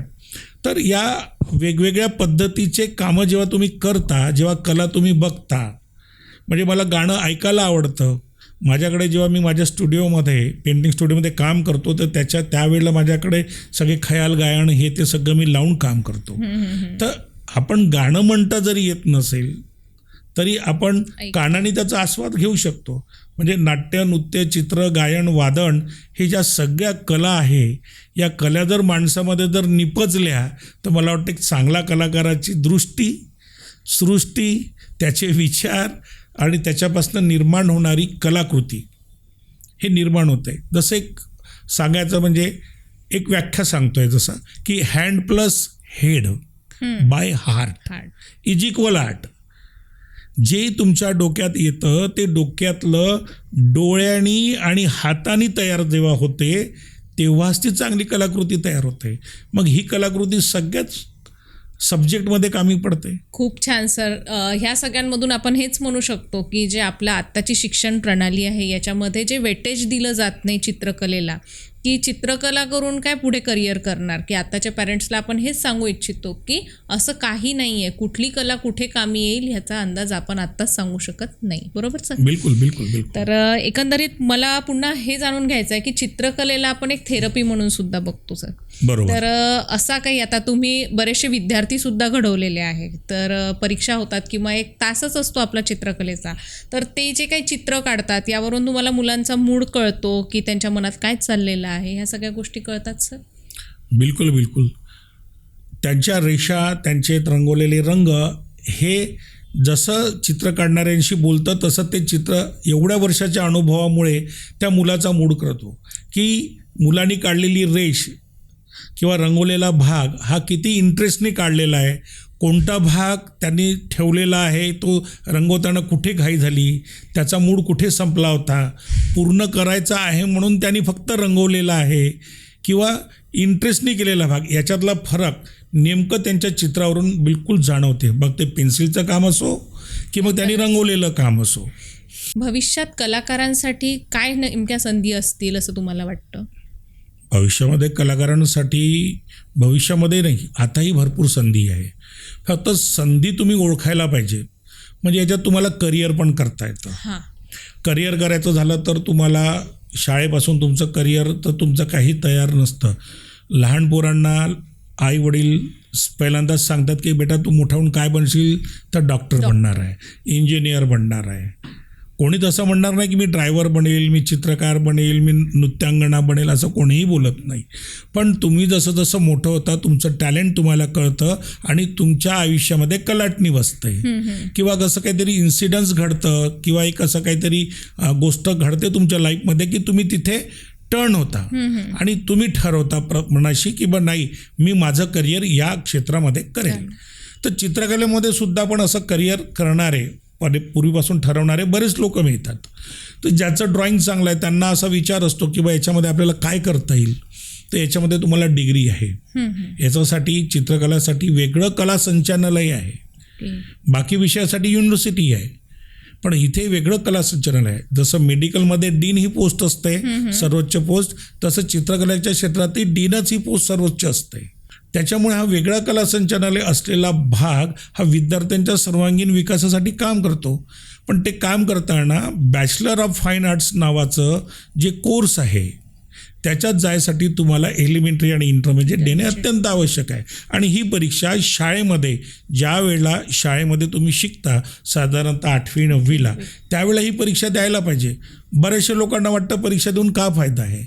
आता गव्हर्नमेंटनी गेल्या मागल्या एक 4-5 वर्षापासून जर ते स्टेटला असतील आहे विद्यार्थी, स्टेटला 4-5 वर्षापासून त्यांनी मार्क देणं सुरू केलेले आहे. म्हणजे ए ग्रेड असेल तर तुम्हाला 7 मार्क, बी ग्रेड असेल तर 5 मार्क, सी ग्रेड असेल तर 3 मार्क. ज्या पद्धतीने स्पोर्टचे मार्क देते तसं कलेचे मार्क पण दिले जातात. म्हणून थोडेसे काही पॅरेंट्स अवेअर झाले आणि ते पोरांना सांगतात की नाही तुला त्या परीक्षेला बसावं लागणार आहे. तरीही अजून काही पॅरेंट्स आहे आपण तेव्हा सांगतो की तुमच्या मुलांमध्ये टॅलेंट आहे तुम्ही ते बसवा, पण ते काही त्यांचं काही त्यांना फारसं वाटत नाही की त्या 10वीमध्ये कुठेतरी जाऊन काय ते 4 मार्कांनी काय होणार आहे, 3 मार्कांनी काय होणार आहे, हा त्याचा अज्ञान आहे. पण पोरांनी ते दिल्यानंतर एलिमेंटरी इंटरमिजिएट झाल्यानंतर जेव्हा तुम्ही बॅचलर ऑफ फाईन आर्ट्ससाठी जाता अप टू 12 झाल्यानंतर तुम्ही जेव्हा जाता तर तुम्हाला कुठली पण फॅकल्टी चालते. मग आर्ट करून जा, कॉमर्स करून जा किंवा तुम्ही सायन्स करून जा. पण त्याच्यासाठी तुम्हाला CETची एक्झाम द्यावी लागते. MHACET अशी ती एक्झाम द्यावी लागते. आणि या एक्झाममध्ये 4 पेपर असतात. त्या 4 पेपरची तयारी तुमच्या एलिमेंटरी इंटरमिजिएटच्या बेसवर असते, पण वास्ट असते. तर ही परीक्षा दिल्यानंतरच ते ठरतं की तुम्ही त्या कॉलेजमध्ये तुमचं सिलेक्शन होतं नाही होत. त्या एक्झामशिवाय तुम्हाला ते सांगत नाही. आणि तुम्ही जर एंट्रन्स एक्झाम तुमची झाली आणि तुम्ही सिलेक्ट झालेच समजा, तर तुम्हाला तिथे ॲडमिशन घेता येतं. मग त्यात वेगवेगळे कोर्सेस आहे. जसं आपण धरून चलू की नागपूरला गव्हर्नमेंट कॉलेज आहे, मुंबईला JJ स्कूल आहे, औरंगाबादला आहे आणि बाकी प्रायव्हेट आहे. तर अशा ड्रॉइंग कॉलेजेस आहे. म्हणजे याचे पण कॉलेजेस राहतं. हे गंमतशीर भाग वाटतं की चित्रकलेचे कॉलेजेस असतात का? अवेअरनेसचा अभाव असल्यामुळे ह्या सगळ्या गोष्टी होतात. अवेअरनेसचा अभाव असल्यामुळे असं काहीतरी होतं. तर त्याचे मोठ्या मोठ्या ठिकाणी जसं IQ टेस्ट घेतली जाते. अच्छा. मोठ्या मोठ्या ठिकाणी IQ टेस्ट होते. जसं तुम्ही मेट्रोपॉलिस सिटीमध्ये गेला तर IQ टेस्ट होते. मग तो पोरगा कुठल्या फॅकल्टीला जाणार आहे आफ्टर 10th आणि आफ्टर 12 अशा दोन्ही नंतर तुम्हाला IQ टेस्ट द्यावं लागते. त्याचे तुम्हाला पैसे पे करावं लागते. त्याचे तुम्हाला ॲप्टिट्यूड आणि तुमचं प्रॅक्टिकल असं दोन्ही टेस्ट घेतल्यानंतर समोरचा तज्ज्ञ सांगतो, विशारद सांगतो की बा तुमचा मुलगा कुठल्या फॅकल्टीला तज्ज्ञ होते. आपल्याकडे तशी सोय नाही. ॲक्च्युली व्यवसाय मार्गदर्शनचं जे ऑफिस होतं तिथे ही परीक्षा घेतली जात असे. पण आपल्याकडे काही असं सोर्स नसल्यामुळे आपल्या पोरांना आपण तिथपर्यंत घेऊन जात नाही किंवा आपण ते करत नाही. मग चित्रकलेला आपण गेल्यानंतर गंमत अशी आहे की तुम्ही काय करणार आहे. तिथे आपलं अवेअरनेस नाही आहे की मी बॅचलर ऑफ फाईन आर्ट्स करणार आहे. पण बॅचलर ऑफ फाईन आर्ट्स करायसाठी तुम्ही नेमकं कशात बॅचलर ऑफ फाईन आर्ट्स करणार आहे, तर त्याची पण फॅकल्टी आहे. तुम्हाला ड्रॉइंग अँड पेंटिंगमध्ये करता येईल आहे, तुम्हाला अप्लाइड आर्ट म्हणजे ॲडव्हर्टायझिंगमध्ये करता येईल आहे, तुम्हाला टेक्स्टाईल डिझायनिंगमध्ये करता येईल आहे, तुम्हाला इंटेरियर डेकोरेटर्समध्ये करता येईल आहे, तुम्हाला स्कल्पचरमध्ये करता येईल आहे. पण आपल्याकडे हे काहीच अवेअरनेस नसल्यामुळे आपल्याला माहीत नाही. आपण फक्त ड्रॉइंग कॉलेजला शिकायला जायचं म्हणून जातो आणि मग कळतं की नाही आपल्याला या फॅकल्टीला नाही या फॅकल्टीला जायला पाहिजे होतं. पूर्वीला फाउंडेशन नावाची प्रक्रिया असायची. 1 वर्ष फाउंडेशन करायचं आणि त्याच्यानंतर तो पोरगा अवेअर होऊन जातो वर्षभरामध्ये आणि त्याच्यानंतर त्याच्या पर्सेंटेजवरून ठरवायचं असं आहे की बा त्याला कुठल्या फॅकल्टीला जायला पाहिजे. पण अलीकडे अभ्यासक्रमामध्ये बदल झालेला आहे आणि तुम्ही गेल्यापासून first year, second year, third year आणि फोर्थ इयर 4 वर्षाचा असा कोर्स असतो. त्याच्यानंतर तुम्हाला बॅचलर ऑफ फाईन आर्टची डिग्री मिळते. त्याच्यानंतर तुम्ही मास्टर ऑफ फाईन आर्टला जाऊ शकता, स्पेशलायझेशन करू शकता. एवढंच नव्हे तर तुम्हाला स्पेशली ड्रॉइंग सेक्टरला तुम्हाला जर आवड असेल तर हे ड्रॉइंग कॉलेजचं ते झालं तुमचं. तुम्हाला ड्रॉइंग कॉलेजला नाही जायचं आहे, तुम्हाला वाटतं की तुम्ही टेक्निकलमध्ये तुमचं डोकं खूप छान चालतं, मग तुम्ही आर्किटेक्टसाठी जाऊ शकता. मग त्याच्यासाठी तुम्हाला नाटाची तयारी करावी लागते, नॅशनल ॲप्टिट्यूड टेस्ट म्हणून. तर ती एक्झाम तुम्हाला द्यावी लागते. ते एंट्रन्स एक्झामच असते. त्याच्यानंतर JEEचा पेपर असतो त्याच्यातला, ती पण एक्झाम तुम्हाला चालतं आहे. मग तुम्हाला आर्किटेक्टला पण जाता येतं. त्याच्यानंतर NID national institute of designing हा प्रकारच लोकांना माहिती नाही. जेव्हा तुम्ही NID म्हटलं तर लोक NDA का म्हणतात. NDA हा सैन्य दलाकडे गेला आणि NID जे म्हटलं नॅशनल इन्स्टिट्यूट ऑफ डिझायनिंग, जिथे प्रॉडक्ट ड्रॉइंग तयार केली जाते. म्हणजे आज मार्केटमध्ये मीठ विकायचं असेल, सुई विकायची असेल पासून तर कारपर्यंत तुम्हाला ॲडव्हर्टायझिंग करावी लागते आणि त्याचं प्रोडक्ट तुम्हाला तयार करावं लागतं. तर प्रोडक्टचं पॅकेजिंग कसं राहील, डिझायनिंगचं काम अप्लाइड आर्टवाले करतात, पण त्याचं प्रोडक्ट कसं राहील. जसं एक खेळणी आहे, खेळणीसाठी जर गेला तर त्या खेळणीचं मॅकॅनिझम काय राहील, खेळणी कशी राहील, खेळणी वर्क कशी करेल, खेळणीचे कलर्स कसे असतील, त्याचा आकार किती असेल, हा सगळं काम त्याच्यात राहते. मग ते कार डिझायनिंगपर्यंत NID असते. हे लोकांना माहितीच नाही आहे की आपल्याकडे या गोष्टीचा थोडासा अवेअरनेस नाही आहे, अभाव आहे. तर लोकांना भरपूर संधी आहे. म्हणजे इव्हन तुम्हाला ग्राफिक डिझायनर म्हणून जाता येईल आहे. तुम्हाला ॲडव्हर्टायझिंग फील्डमध्ये काम करत असताना तुम्हाला परत याच्यामधून तुम्ही नवीन नवीन पद्धतीचे प्रॉडक्ट्स तयार करून मार्केटपर्यंत आणता येईल आहे. करणाऱ्यासाठी वेव आहे, न करणाऱ्यासाठी काहीच नाही आहे. त्याच्यामुळे चित्रकलेमध्ये तुम्ही करिअर जर केलं तर याचा अर्थ असं होत नाही की तो माणूस उपाशी बसेल. आता जसं लोक पेंटर म्हणतात आणि चित्रकार, तर या पेंटर आणि चित्रकारात काय फरक असावा. असं पेंटर दिलेलं काम करतो बरोबर. आणि चित्रकार जो आर्टिस्ट असतो तो स्वतः क्रिएट करतो, एखादी गोष्ट क्रिएट करतो. तुम्ही त्याला सांगा तो क्रिएट करतो, ते गोष्ट पेंटर नाही करत. नाही. पेंटरला रेफरन्स लागतं. पेंटिंगचं काम करणारा पेंटर, मग तो वॉल पेंटिंगवाला पण असू शकतो, वॉल साईड रंगवणारा पेंटिंगवाला पण असू शकतो, नंबर प्लेट लिहिणारा पेंटर असू शकतो, लग्नामध्ये मागे लिहिणारे थर्माकोलमध्ये कटिंग करणारा पेंटर असू शकतो. पेंटर हा एक व्यवसाय झाला. पण आर्टिस्ट व्यवसायासोबत तुमचं करिअर आहे. म्हणजे मी व्यवसाय आणि करिअर डिफरंट मुद्दाम सांगतो आहे, कारण व्यवसाय पैसे कमवतो आणि करिअर म्हणजे त्याच्यातच तुम्ही लाईफ टाईम आहे. पेंटर लाईफ टाईम राहील की नाही गॅरंटी नाही ना. बरोबर सर. पण त्याचा जर करिअर असेल तर तो लाईफ टाईम राहील, त्याला तो ॲडव्हान्स करत राहील, स्वतःला अपडेट करत राहील. तर आर्टिस्ट एक निर्मिती करतो स्वतः आणि पेंटर तो जे तयार असते त्याच्यावर काम करतो. तर हा त्याच्यातला एक फरक आहे. म्हणजे जनरली लोकांमध्ये एक संभ्रमण असतं की बा तू मोठा पेंटर होणार आहेस का, तुझं ड्रॉइंग चांगलं आहे तर. बरेचदा ऐकण्यात येतं हे. तर म्हणून मला असं वाटलं की ही गोष्ट तुमच्यापर्यंत येणे फार जरुरी आहे. आणखी एक होतं सर की आपण एक मोठे कलाकार आहात, तर आपल्या पेंटिंगसुद्धा असतील, तर असं कोणी व्यक्ती आहे का की त्यांच्यापर्यंत आपल्या त्या पेंटिंग पोहोचलेल्या आहे आणि आताही तुम्हाला ते आठवतं, असं काही प्रसंग? हां, असे बरेच प्रसंग आहे. म्हणजे चंद्रपुरात येणारी जी काही मोठी व्यक्ती आहे किंवा मोठी हस्ती आहे, कलाकार आहेत, त्यांच्यापर्यंत माझ्या पेंटिंग जातात. पण एक उदाहरण असं की झुंड पिक्चरच्या वेळेला नागपूरला एक सगळा जो ग्रुप आहे आमचा 11-12 लोकांचा जो ग्रुप आहे मोठा, त्या ग्रुपने असं एक सेट केलं की बा त्या झुंड पिक्चरचे नायक होते अमिताभ बच्चन आणि त्या अमिताभ बच्चनवरती आपण एक एक्झिबिशन करायचं. असं बऱ्याच दिवसाचं चालू होतं. पण ते एक दिवस जमलं आणि सगळ्यांनी त्याला होकार दिलं आणि ते एक्झिबिशन झालं मोठं. तर जी काही नामवंत 11 लोक आहे, 11-12 लोक आहे, त्या सगळ्या 11-12 लोकांनी आम्ही मिळून सगळ्यांनी ते एक्झिबिशन तिथे केलं. त्याचं इन्सेटिव्ह माझे मित्र जे आहे संजय मोरे यांनी त्याचं सगळं ऑर्गनायझेशन कंप्लीट केलं. त्याच्यामध्ये प्रत्येकाने आपापल्या स्टाईलमध्ये काम केलं. म्हणजे असं नाही की मॅन्युअली बनवलं, कोणी वॉटर कलरमध्ये केलं, कोणी डिजिटलमध्ये काम केलं. तेव्हा AI नव्हतं ऐकण्यात, तर ते डिजिटलमध्ये काम केलं, कोणी ऑइलमध्ये कामं केलीत, कोणी ॲक्रेलिकमध्ये कामं केली. तर माझे ऑइल कलरमधले कामं होते. आणि याच्याही पूर्वीला माझं एक काम अमिताभ बच्चनकडे गेलेलं होतं. तर त्याचं काय झालं हे मला नंतर माहिती नव्हतं. पण जेव्हा अमिताभ बच्चनजीशी त्या एक्झिबिशनला ते व्हिजिट दिलं आणि व्हिजिट देताना ते माझ्यापर्यंत जेव्हा आले, तेव्हा त्यांनी लागली त्या पेंटिंगचं पण फोटोग्राफ मी ठेवलं होतं. तर ते पाहिल्यावर, अरे सुदर्शन जी, ये तो हमारे दीवानखाने में लगी हुई है, कभी आइएगा तो देखिएगा, असं त्यांनी म्हटलं. आणि बोलताना त्यांच्यात एवढं नम्रता होती आणि असं वाटलं नाही की मी पहिल्यांदा दुसऱ्यांदा त्यांच्याशी भेटतो आहे. तर ते बोलताना मला डायरेक्ट बोलले की देखिए सुदर्शन जी, आप आर्टिस्ट हो, हम आर्टिस्ट हैं, लेकिन हमसे बड़ी है कला, इसलिए आप भी या खडे हो, हम भी या खडे है. आणि असं म्हणत त्यांनी 2 हात असे जोडले आणि मी त्यांना जोडलं. तर याची पावती म्हणून म्हणजे फोटो काढणाऱ्यांनी फोटो पण काढलं त्याची पावती म्हणून. तर तो जो एक इन्सिडन्स आहे तो माझ्याकडे तो टच झाला आणि त्यांनी एवढ्या आठवणींनी आपलं नाव घ्यावं, त्यांनी सांगावं, म्हणजे माझ्यासाठी खूप मोठी पर्वणी होती. त्याच्यानंतर इझल आर्ट गॅलरी जूला माझे पेंटिंग्स एक्झिबिशन लागलेले होते.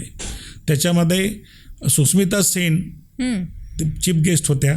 त्या सुस्मिता सेननी माझी एक पेंटिंग घेतली आणि त्यानंतर दुसऱ्या दिवशी अभिजित भट्टाचार्य आले होते, गायक, त्यांच्याकडे एक माझी पेंटिंग गेली. तर त्यांच्याशी तो संवाद, त्यांच्याशी बोलणं आणि त्यांच्या एवढं मोठं व्यक्तिमत्व आहे, त्यांच्याशी जे त्यांचं बोलण्याची टॅकल असते वगैरे, हे सगळं फार जवळून पाहायला मिळालं. त्याच्यानंतर वैशाली सावंतकडे पेंटिंग गेली. चंद्रपूरला जेव्हा आल्या होत्या तेव्हा मी त्यांना पेंटिंग्स दिली. पण त्यांना अजूनही आठवण आहे. ती जाताना म्हणाले की सुदर्शनदा मला मोबाईल, तर म्हटलं त्याच्या मागेच लिहिला आहे नंबर. तर ते कधी कधी त्यांना वाटलं तर ते मला फोन करतात आणि मी पण त्यांना कधी कधी फोन करतो की ताई कशी आहेस, काय आहे. दादा बरेच दिवस झाले बोललो नाही. आता नवीन त्यांनी एक गाणं शूट केलं होतं मराठीतलं, तेव्हा त्यांनी फोन केलं होतं की अरे ते फोटो मला परत लागेल, मला तर थोडंसं पाठवशील का. तर ही सगळी जी मोठी मंडळी आहेत ना, ही मंडळी अगदी काय म्हणू आपण त्याला नम्र आहेत. म्हणजे जे जुनी लोक सांगतात की बा जेवढं तारट झाड असेल तर तेवढं वादळाने वाकत नाही, ते तुटतं. पण लवण असेल तर ते वाकतं आणि त्याच्यावरून वारा निघून जातो. एवढी नम्र आहे. त्यांच्याकडे पाहिल्यावर असं वाटतं की आपण काहीच नाही, आपण शून्य आहोत. तर या गोष्टी त्यांच्याकडनं शिकायला मिळाल्या की माणसाने शून्यात राहावं पण विश्व निर्माण करावं. तर हा असा अनुभव फार सुरेख अनुभव आहे माझ्याशी. मध्येच मी एक्झिबिशनला जातो. मध्ये चिटणीस सेंटरला मला बोलवलं होतं त्यांनी. माझं लाईव्ह डेमॉन्स्ट्रेशन झालं चिटणीस सेंटरला. तर चिटणीस सेंटरमध्ये बोलवणं म्हणजे तुम्ही एक ऑनर कुठेतरी आहे. आणि तिथे मला लाईव्ह पोर्ट्रेट करायचं होतं. ते होते विजय भानसे. म्हणजे झुंडमध्ये विजय भानसेंनी अमिताभनी ज्यांचं रोल केलं होतं ती व्यक्ती होती. म्हणजे इकडे अमिताभशी पण भेटलो होतो, इकडे विजय भानसेशी भेटलो की ती व्यक्तिमत्व केवढं मोठं आहे. त्यांची मुलाखत होती, त्यांची मुलाखत सुरू होती. इकडे ऑर्केस्ट्रा चालू होता त्यांच्या आवडीच्या गाण्यांचा आणि इकडे मी आणि माझा मित्र कॅरिकेचर्स करतो आहे. मी त्यांचं लाईव्ह ऑइल पेंटमध्ये काम करतो आहे. तर ते बोलत होते. त्यांचं जेव्हा मुलाखत चालू होती तर मला डिस्टर्ब करता येत नव्हतं. ते बोलत होते, मला अँगलच मिळत नव्हतं. मी बराच वेळपर्यंत वाट बघत राहिलो की मला अँगल मिळेल, मी चित्र काढील. मग जेव्हा त्यांच्या आवडीचं एक गाणं सुरू झालं आणि तेव्हा जेव्हा ते एका पोजमध्ये बसले तेव्हा मला तो अँगल मिळाला आणि मी लागलीच मग ब्रशनी भरभर स्केच केलं आणि योगायोगाने ती सगळी पेंटिंग माझी 42 मिनिटामध्ये संपली. 42 मिनिटामध्ये विथ कलर. तर तो व्हिडिओ पण माझ्याकडे आहे. म्हणजे म्हणण्याचं तात्पर्य की मी केवळ योगायोग असं म्हणेल. म्हणजे मी असं नाही म्हणणार की बा मी एवढा ग्रेट आहे आणि माझं ते 42 मिनिटात होते वगैरे नाही. कारण कलाकारांनी नम्र राहावा हे मला बच्चनजींनी शिकवलेलं. आणि जेवढे काही मोठ्या लोकांना याच्या पहिले मी लहान असताना सिटी हायस्कूलला मोठी मोठी नाटकं व्हायची. त्यावेळेला मी फार जवळून बरेचसे, जसं मी सचिनला बघितलेलं आहे, पिळगावकर, त्यांच्यासोबत मला काही काम मिळालं होतं करायला स्टेजचं तर ते केलेलं मी. त्याच्यानंतर जी जुनी ॲक्टर होती आपले श्रीराम लागू, त्याच्यानंतर आता नाव मला फारसे आठवत नाही जुने. म्हणजे या योगायोग होता हा केवळ. आणि त्यांच्यामुळे त्या सगळ्या लोकांसोबत राहता आलं आणि हा एक नम्रपणा तेव्हापासून कुठेतरी आला. एवढं लक्षात आलं की आपण काही असेल तरी आपण काही नाही असं जर वागलं तर मला वाटतं ते जास्त बरं वाटतं. बरोबर आहे सर. कलाक्षेत्रामध्ये बऱ्याच गोष्टींमुळे तुम्हाला ही इतकी लोकं जुळलेली आहेत. ह्या सगळ्या अचिव्हमेंटच्या गोष्टी झाल्या. अनेक कलाकार प्रतिभावान आहेत पण ते पैसे कमवत नाही किंवा प्रसिद्ध होत नाहीत. तर यामागची काय कारणं असू शकतात? मला वाटतं असं म्हणण्यापेक्षा म्हणजे अगदी सत्य गोष्ट आहे की चित्रकार खूप छान चित्र काढतात, खूप चांगले कलाकार आहेत. फक्त त्यांना त्यांचं काम लोकांपर्यंत आणता येत नाही. आता आणता येत नाही म्हणजे एकतर ते बाकीच्या लोकांमध्ये मिसळलेले नसतात, संवादांचा अभाव असतो. त्यांच्या संवादांनी मिसळले म्हणजे त्यांना अपॉर्च्युनिटी मिळेल, कुठेतरी कोणी कोणाबद्दल तरी सांगेल. कारण माउथ कॅनव्हसिंग फार महत्त्वाचा भाग आहे. कारण माउथ कॅनव्हसिंग तुम्हाला श्युरिटी देते 100%. बरोबर. आणि तुम्ही ॲडव्हर्टाईज करता म्हणजे 100 लोक ॲडव्हर्टाईज करतात तशी तुमची एक ॲडव्हर्टाईज आहे. तुमच्याकडे पाहताना तो तेवढा विश्वासार्ह जेवढं नाही राहत जेवढं माउथ कॅनव्हसिंग असते. कारण माउथ कॅनव्हसिंग सांगणारं तुमच्या जवळच्या माणसांनी त्याला त्याबद्दल हमखास सांगितलेलं असतं. त्याच्यासाठी तुमचा संवाद बाकीच्या लोकांशी असणे फार जरुरी आहे. पण त्याच्यासोबतसुद्धा तुमचं काम लोकांपर्यंत जायला पाहिजे. अपॉर्च्युनिटी मिळत नाही, अपॉर्च्युनिटी मिळवावी लागते. छोट्या छोट्या गोष्टीमध्ये तुम्हाला अपॉर्च्युनिटी दिसली पाहिजे. तुम्हाला ध्येय त्या पद्धतीने आलं पाहिजे. तुमचं जर ध्येय तशा पद्धतीने असेल, तुमचा अँगल तसा असेल तर तुम्हाला अपॉर्च्युनिटी प्रत्येक गोष्टीत दिसते. तुमच्याकडे तुमच्या गावामध्ये तुमच्या घराजवळ जर असा एखादा पाहुणा माणूस आलेला असेल, एखादा कार्यक्रम आहे, पाहुणा माणूस आला आहे, चला गावाचा सरपंच आला, गावाबद्दल आपण बोलू. सरपंच आला, तुमच्यामध्ये कला आहे तर त्याचं चित्र काढून तुम्ही त्या सरपंचाला सगळ्यांसमोर देऊ शकता. तुम्ही अपॉर्च्युनिटी आणली नाही, तुमच्यामुळे ती अपॉर्च्युनिटी मिळाली. त्यांनी सांगितलं का तुम्हाला करायला? नाही सांगितलं, तुम्ही केली. फक्त एवढंसं तुम्हाला बोलावं लागेल कोणाशी, आयोजकाशी, की मला असं असं प्रयोग करायचा आहे, तुमची काय तयारी आहे? तो नाही कशाला म्हणणार आहे.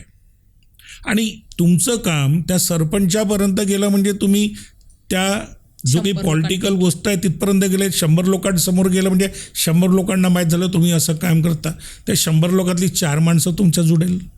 नेक्स्ट टाइम असा कार्यक्रम राहिला तर तुम्हाला तोच माणूस येऊन सांगेल की अरे आपल्या गावामध्ये मंत्री येत आहे रे, तू असं कर.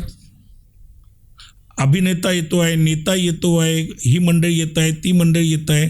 बरं, हे अभिनेता, नेता आणि मंत्रिमंडळच नाही ना, समाज उपयोगी जे काम करणारी लोक आहे, ज्याला समाजसेवी लोक आहेत, त्याही लोकांचं तुम्ही देऊ शकता. नक्कीच. म्हणजे तुम्ही लोकांपर्यंत कसं पोचवायचं हे तुमच्यावर अवलंबून आहे. ज्याला हे करता येत नाही तर ते क्रिटिसाइज करतात. मग त्याला संधी मिळाली, मला नाही मिळाली. अरे तुम्ही संधी आणा ना, तुम्ही दिलं आणि मी दिलं तर काय फरक पडणार आहे? मी दिलं एखाद्याला गिफ्ट आणि आता तुम्ही गिफ्ट देता तर काय फरक पडलं? त्या माणसाला 2 होईल. पण तुम्ही द्यायला पाहिजे ना. नाही, तो देत आहे म्हणून मी देत नाही, म्हणजे तुमच्या विचाराची पातळी, तुमचं कन्व्हर्सेशन या ठिकाणी आहे. म्हणजे ॲडव्हर्टायझिंग आहे, ही इनडायरेक्टली ॲडव्हर्टायझिंग झाली. मोठ्या शहरामध्ये तुम्हाला त्याच्यासाठी आर्ट गॅलरीपर्यंत पोचावं लागेल, तुमचं चित्र एक्झिबिट करावं लागेल. कुठे नसेल तर छोट्या मोठ्या ठिकाणी, छोट्या मोठ्या सभागृहामध्ये तुमचं चित्रांचं एक्झिबिशन द्यावं लागेल, लोकांपर्यंत जावं लागेल. आणि जेव्हा लोक पाहतील, जेव्हा लोकांपर्यंत एक टाईपचं ॲडव्हर्टायझिंग करावं लागेल. आणि ही ॲडव्हर्टाईज झाली. आता तर तुमच्या हातात सोशल मीडिया आहे, मोबाईल आहे, सगळ्यात प्रभावी माध्यम आहे. वन टाईम इथून तुमचा तर अमेरिकेचा माणूस पाहतो तुम्हाला. तुम्ही व्हॉट्सअपवर टाकू शकता, तुम्ही फेसबुकला टाकू शकता, तुम्ही इंस्टाग्रामवर टाकू शकता, तुम्ही तुमचं स्टेटस ठेवू शकता. लोक पाहतील ना हे कामं. पाहिल्यानंतर जर त्यांना कामं आवडेल तर काम आवडल्यानंतर तुम्हाला अप्रोच करेल. मी माझ्या मुलाचंच उदाहरण देतो. तो आर्किटेक्टचं जेव्हा शिक्षण मुंबईला घेत असताना त्याचं काम इंस्टाग्रामवर त्याच्यावर पाहण्यात आलं आणि त्याला एक कॉल आला. कॉल आल्यानंतर तो मीटिंग त्यांनी ठेवली आणि मीटिंग होती हॉटेल ताजला. याने मला फोन केलं, म्हणे हॉटेल ताजला मीटिंग आहे, फ्रॉड तर नाही आहे, एवढ्या मोठ्या हॉटेलला आपण कधी गेलो नाही. बरोबर. मी म्हटलं बा तुला जर फ्रॉड असतं तर हॉटेल ताजला नसतं बोलवलं, ते बाकी ठिकाणी बोलवलं असतं. मुंबईला बोलवणारा कुठला तरी चांगला व्यक्ती आहे, तू जा, पॉझिटिव्हली घे, जा, बघू ना काय होईल. तो गेला, त्याच्याशी बोलणं झालं, त्याला सांगितलं की तुझं काम आम्ही बरेचदा बघितलेलं आहे, आमच्या टीमनी तुझं नाव सजेस्ट केलं आहे म्हणून मी तुला बोलवलं आहे. बोलवल्यानंतर मला तू या अशा माझ्या रिक्वायरमेंट आहे, मला 3 टाईपचं तू रिक्वायरमेंट कंप्लीट करून दे चित्रांचं, आणि मला हे 8 दिवसात लागेल. त्यांनी इंटरव्ह्यू त्याचं संपलं आणि तो घरी आला. त्यांनी 3 कामं केले, मला माझ्याशी बोलला. त्याच्यानंतर त्यांनी कामं केल्यानंतर त्या क्लायंटपर्यंत त्यांनी ते पोचवल्यानंतर ओके झालं. त्याला बाकीची कामं मिळाले. त्यांनी भरपूर कामं केले, भरपूर पोर्ट्रेट्स बनवले.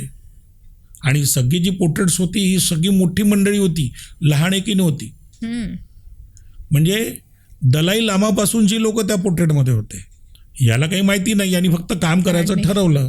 आणि 1 वर्षानंतर याला कॉल आला त्याच लोकांकडनं की तुला फिलिपिन्सला यायचं आहे, फिलिपिन्समध्ये मनिलाला यायचं आहे, असं असं. त्याच्यासाठी त्यांनी जे काय फॉर्मॅलिटीज वगैरे होती ती त्यांनी करून पाठवली.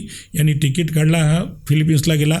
पहिल्यांदा देशाच्या बाहेर विमानाने गेल्यानंतर सगळ्या लोकांसमोर ती मंडळी असं सांगते की रमन मेगासे जे नोबेल अवॉर्ड आहे त्या नोबेल अवॉर्डचा हा यंगर पर्सन हा आर्ट डायरेक्टर आहे. आणि यांनी आतापर्यंत 1958 पासून जेवढ्यांना रमन मेगासे अवॉर्ड मिळालेला आहे त्या 58 पासून तर 2023 पर्यंत जेवढे लोक झाले तेवढ्यांची बायोग्राफीवरती यांनी काम केलं. त्याच्यासाठी हा पूर्ण भारतभर फिरला. त्याच्यानंतर त्यांनी त्याचे सगळे पोर्ट्रेट्स केले चॅप्टर वाईज. असे 7 पुस्तक झाला, एक पुस्तक 700 पानाचं, असे 7 पुस्तक झाले.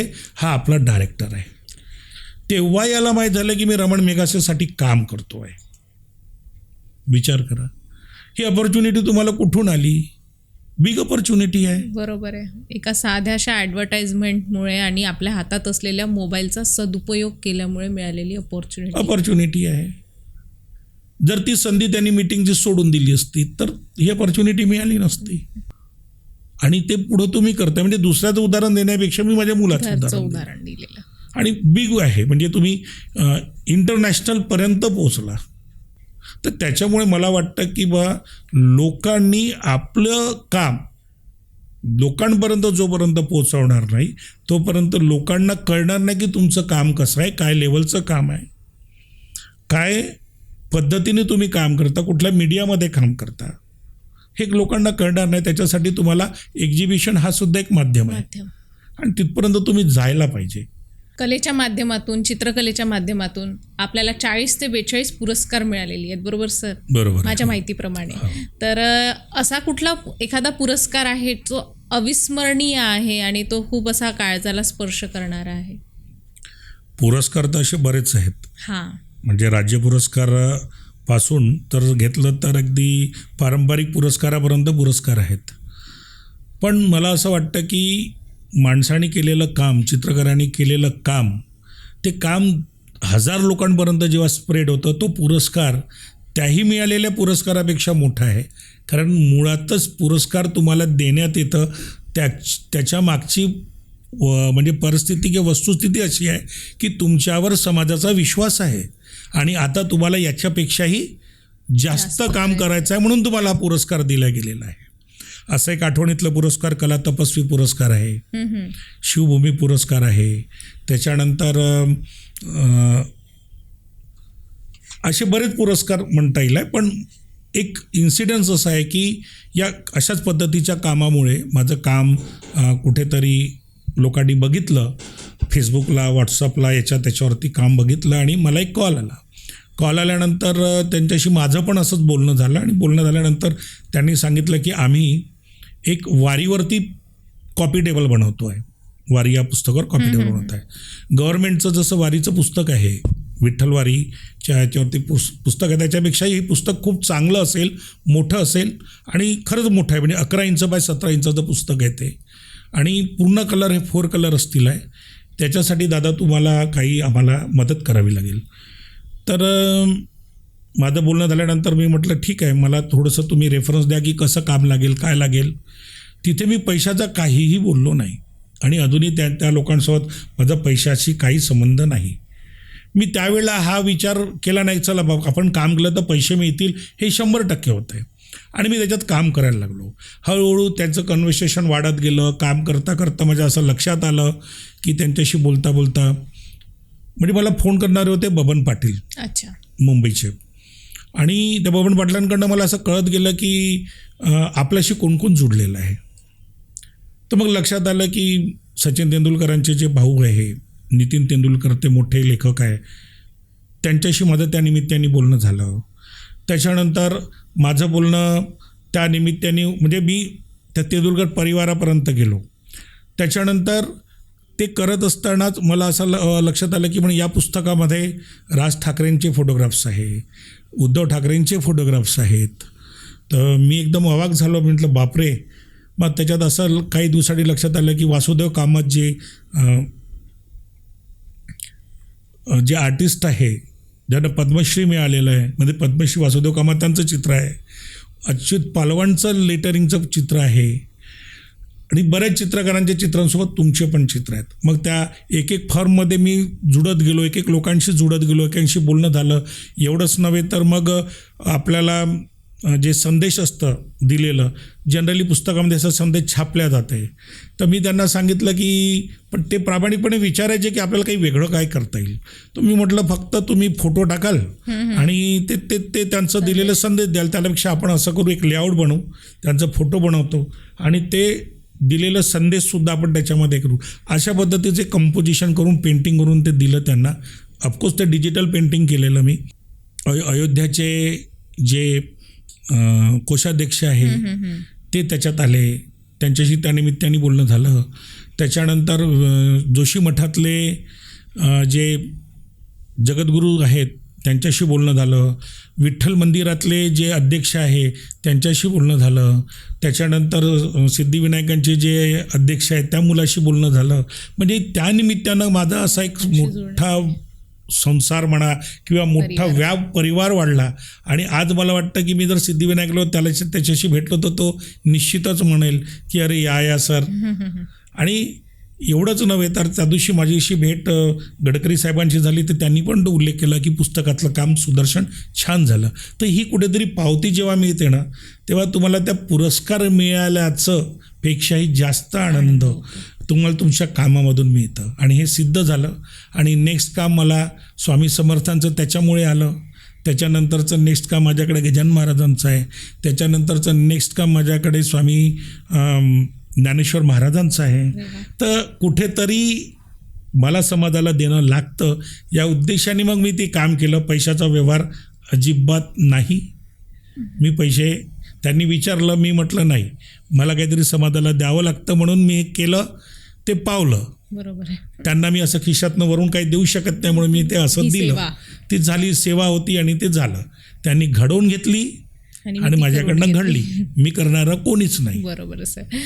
असा प्रत्येकाचाच ॲटिट्यूड नसतो जो तुमचा आहे सर. आणि अशाच सेवा तुमच्या हातून घडत राहो अशी आमची अपेक्षा. एक शेवटचं तुम्हाला असं विचारायचं आहे की अनेक विद्यार्थी आहेत आपले, बरोबर आहे. जर एखाद्या विद्यार्थ्याला कलेमध्ये करिअर घडवायचं असेल, त्याला ती आवड असेल, तर त्याने नेमकं आजपासून काय केलं पाहिजे असं तुम्हाला वाटतं? चित्रकलेमध्ये जर तुम्हाला पारंगत व्हायचं असेल तर साहजिक आहे, कुठल्याही कलागत पारंगत व्हायचं असेल तर तुम्हाला रियाज करणं 100% आहे. तुमचं एक वेळचं जेवण सुटलं तर चालेल, पण रियाज सुटायला नको. म्हणजे ठरवून घ्यायचं असते. तर चित्रकलेच्या क्षेत्रामध्ये रियाज म्हणजे स्केचिंग. मिनिमम रोज 10 स्केचेस तरी कराव्या. मग ते माणसाचंच असावं, बाईचंच असावं. याचं तुम्हाला जी पण वस्तू दिसते, झाडं दिसते, प्याला दिसतो घरचा, चम्मच दिसतो, खुर्ची दिसतो, फक्त तुमचं हात आणि पेन्सिल गरगरत राहिली पाहिजे. तुमच्या हाताला ती वळण लागली पाहिजे. तुमच्या हाताला काय म्हणू आपण त्याला, जे मऊपणा आहे तो यायला पाहिजे. आणि त्या पेन्सिल वेगवेगळ्या जे ग्रेडेशनच्या पेन्सिल आहेत त्यासुद्धा तुम्ही हाताळल्या पाहिजे. म्हणजे कुठल्या पेन्सिलचं ग्रेडेशन कसं आहे आणि काय आहे हे तुम्हाला कळेल आणि तुमचं काम गतिशील होईल. या पद्धतीने तुम्ही जर गेला तर मला वाटतं हा तुमचा रियाज कामी पडेल आणि चित्रकलेमध्ये तुमची प्रगती होईल. आज आपण इथे या शोमध्ये आलात, आम्हाला खूप आनंद झाला. कारण या माध्यमातून आपल्याला कलेला जो विसर पडत चाललेला आहे लोकांमध्ये आणि त्याच्याबद्दलचं जे अवेअरनेस असायला पाहिजे त्याबद्दल तुम्ही खूप खूप छान माहिती सांगितलेली आणि विद्यार्थ्यांनासुद्धा नक्कीच या गोष्टीचं मार्गदर्शन होणार आहे. तर एक शेवटचा मेसेज तुम्ही काय सांगाल आपल्या या विद्यार्थ्यांना? विद्यार्थ्यांना मला असं म्हणता येईल की तुमचं सातत्य हे असायला पाहिजे आणि टॅलेंट बंद खोलीत वाढत नाही. त्याच्यासाठी तुम्हाला फ्लोसाठी तुम्हाला बाहेर निघावंच लागेल, जग बघावं लागेल आणि जगापर्यंत पोचावं लागेल, तरच तुमच्या कलेची खरी किंमत होईल. मला असं संदेश द्यावासं वाटतं. ज्याप्रमाणे बंद खोलीमध्ये सर्वच काही घडत नाही, त्याचसारखंच आधी द सिटी आयकॉन हा जो ब्रॉडकास्टिंग आहे त्यांनी माझ्यासारख्या एका चित्रकाराला इथपर्यंत पोचवलं आणि इथून हजारो लोकांपर्यंत पोचवणार आहे, जेणेकरून लोकांपर्यंत या कलेची प्रसार आणि प्रचार होईल आहे. आणि मला वाटतं या ब्रॉडकास्टिंगमुळे बाकीच्या लोकांनीसुद्धा बोध घ्यायला काही हरकत नाही. आणि हा एक चांगला माध्यम आहे की मी लोकांपर्यंत आणि माझ्या कलेचा अनुभव लोकांपर्यंत पोचत आहे. हेही काम सिटी आयकॉनचं जे ब्रॉडकास्टिंग आहे हे करत आहे, त्याबद्दल त्यांचं खूप खूप अभिनंदन आणि धन्यवाद. धन्यवाद सर.